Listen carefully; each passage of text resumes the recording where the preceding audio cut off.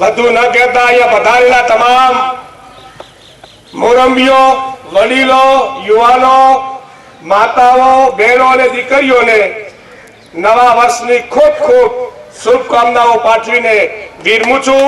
જય હિન્દ, જય ભારત. એમની સરકારે ખેડૂતો માટે, આમ જનતા માટે કેવા સુંદર અને વિકાસના કાર્યો કર્યા હતા એની થોડીક વાત આદરણીય બાદરસિંહે કરી.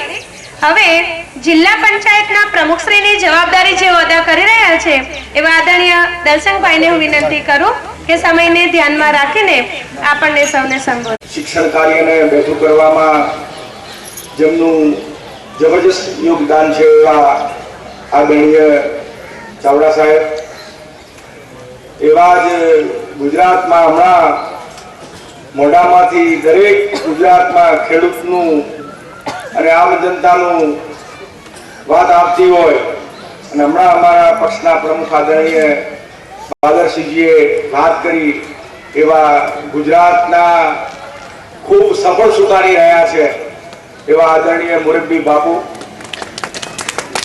એવા જ બીજા ગુજરાતના વિપક્ષના નેતા તરીકે હંમેશા ખૂબ જાગૃતિપૂર્વક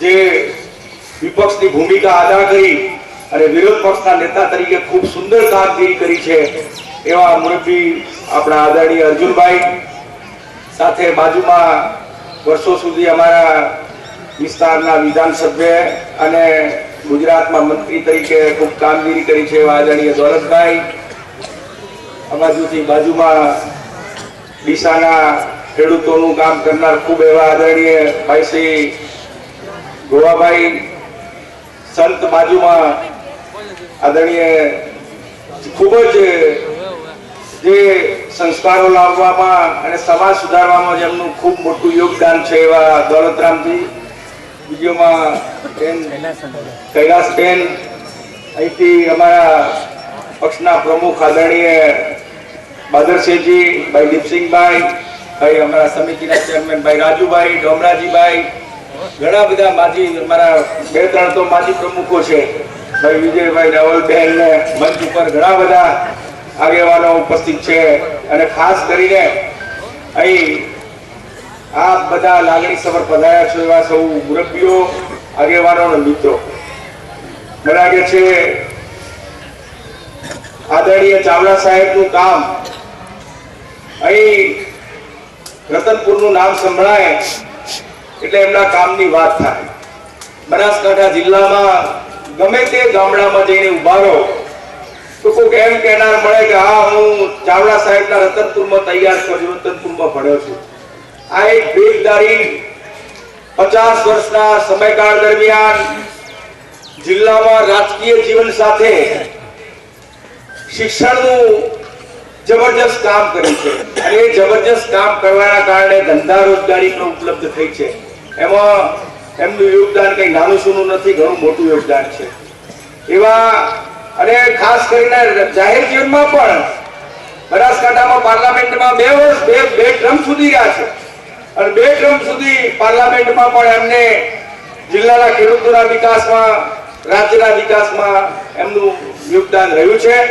એટલે એમને લાગે છે કયા વર્ષમાં પ્રવેશ કરો છો? 79 વર્ષ તો થઈ ગયા. કેટલા 79 વર્ષના તો મને લાગે છે વેલા પટી ગયા અને 79 વર્ષ થઈ ગયા અને 80મા વર્ષમાં પ્રવેશ કરે છે. એટલે એમની અત્યારે પણ ખૂબ સુંદર તંદુરસ્તી છે અને આજે પાછો એમનો આ 80મા વર્ષમાં પ્રવેશ છે. એટલે એમને મને લાગે છે ખૂબ બહુ લાંબુ જીવે અને બનાસકાંઠાની હજી સુધી સારી સેવા કરે એવા ખૂબ ખૂબ આપણા સૌના વતીથી અભિનંદન. ખાસ કરીને શંકરસિંહ બાપુની ઘણી બધી વાતો કરવાનું મન થાય છે કે ગુજરાત રાજ તો ચાલે જાય, રાજ ગમે તે બેઠો હોય તો રાજ તો ચાલતું હોય છે, કઈ રાજ ઉભું રહેતું નથી, પણ ગુજરાતની પ્રજાને જે એમના શાસનમાં જે અમારું શાસન છે અમારા શાસનનો જે અહેસાસ થયો એ અહેસાસ ગુજરાતની પ્રજા ક્યારેય નહીં ભૂલે. આ એક હકીકત છે. હમણાં વીજળીની વાત કરી પહેલે બાદરસિંહે, અરે વીજળી તો આપી પણ એમાં પૈસાનો ભાવે ઘટાડ્યો હતો.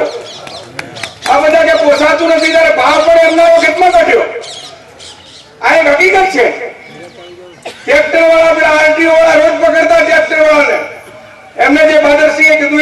સાચી છે કે ટ્રેક્ટરનું ગાડામાં રૂપાંતર કર્યું ને એમાંથી કાગળિયાની ભૂજમાંથી મુક્ત કર્યું.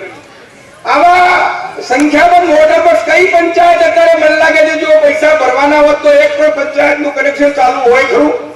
કોઈ ગ્રામ પંચાયત પૈસા ના ભરી શકે એવી હાલત છે. આ બધી એમની દેન છે. ત્યારે હમણાં દાદીએ ઈશારામાં વાત કરી કે તો ઘરમાનો તો ચાલુ રાખવો પડશે અને એમાં આપ સૌ ખૂબ જવાબદારી પૂર્વક આગળ વધીને કામ કરો ને આ બધી ગુજરાતની પ્રજા આપને સૌની સાથે છે. આટલી વાત કરી મારી વાત પૂરી કરું છું.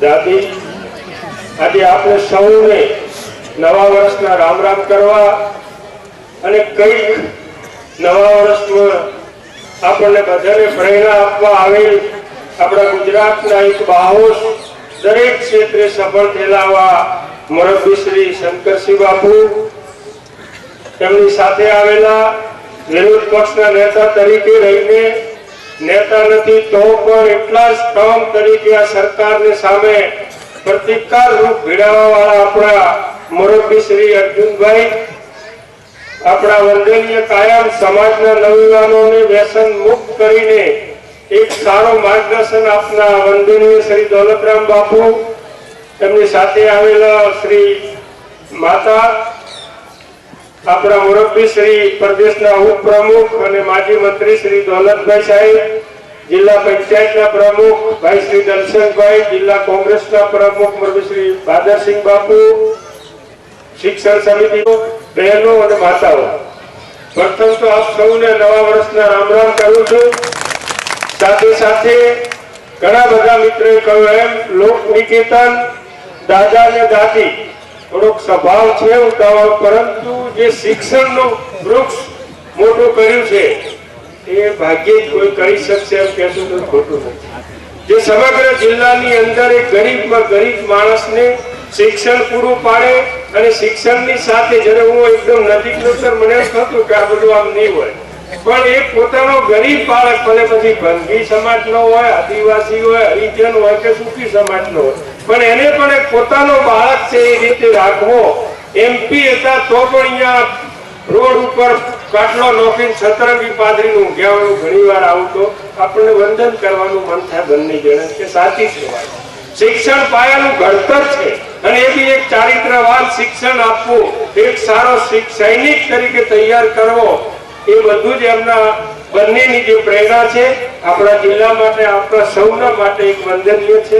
ભગવાન એમને ખૂબ તંદુરસ્ત રાખે અને લગભગ 110 વર્ષ તો ગાઢાળ ગમે એટલે હજુ આપણે જરૂર છે શિક્ષણનું કામ વધારે થાય એવી પણ ભગવાનને વંદન કરીને અમને શુભેચ્છા આપું છું. આપણા બંને મહેમાનો આવ્યા છે, બંનેના કામની વાત કરીએ તો કોઈ પારક નથી. અત્યારે બાપુએ બધા જ પ્રશ્નો જે ગુજરાતની પ્રશ્નોની વાચા આપવાની હતી એમાં જ્યાં મધ્યાહન ભોજન હોય, વિદ્યા સહાયકો હોય, ICDS ની બહેનો નોકરી કરતી હોય, ચાહે કારકુનોને જે અમુક સરકારના લાભ મળવા પાત્ર ન મળતા હોય, અને જે ખેડૂતોનો અને ગરીબોનો પ્રશ્ન છે, આ બધા જ પ્રશ્નોને વાચા આપીને અર્જુનભાઈ બાપુ અને બીજા બધા જ આપણા નેતાઓ એને ઉપાડી લીધો છે. તેમાં આપણે સૌ પણ સાથ સહિયારો સહકાર આપશું કે કોઈ પણ પ્રશ્નને આપણે કરશું જ નહીં, સને મિલન કરશું જ નહીં, આપણે ભૂમિકા ભેગા નહીં થઈ છે, એક એક કરશું, એકબીજાની વિચાર એકબીજાની વાત નહીં કરી. આ રીતે બંને નેતાઓ આપણને માર્ગદર્શન આપશે, આપણે સૌએ સાથ સહકાર આપવાનો છે. કોંગ્રેસને મજબૂત કરવાની છે. કોંગ્રેસના તમામ જે વિરોધ પક્ષ તરીકેની આપણી ફરજો છે એ ફરજો નિભાવવા બાપુ ઉપાડ્યું છે. મારા કહેવાય તો ના, કારણ કે જો દિલ્હીએ બરોબર હતા પણ કુદરતે મને ફરજો ઉપર રાખ્યા છે. મને લાગે છે કે સારું છે પબ્લિક માટે, ગુજરાત માટે.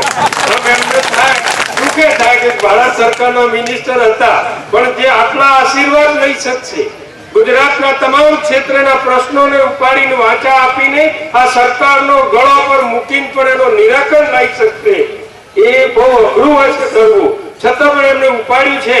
તો બાપુ ભલે ભારત સરકારના મિનિસ્ટર ન થયા પણ આ આશીર્વાદ એમની જે ગરીબોની જે એક લાગણી એ મળશે, એ મિનિસ્ટરથી પણ આપણે આઘું હશે, કારણ કે એક હાથની કુદરતી અને એમના આશીષ એમના પુણ્ય, એમના જે નાના નાના પ્રશ્નો કે મારે, હું તો તમારા ચીફ મિનિસ્ટર વખતમાં રહેલો છું કે જેટલા પ્રશ્નોની વખાણ કરું એટલા ઓછા છું, પણ જે ગરીબ માણસ, જેને આશ્રિત તરીકે નોકરી મળે, 5-5, 7-7 વર્ષથી પેલો ફરિયાદ કરે, ફાઇલ લીધું પાર જ ના, 10-10 વર્ષના પણ આશ્રિત તરીકે નોકરી ન મળે.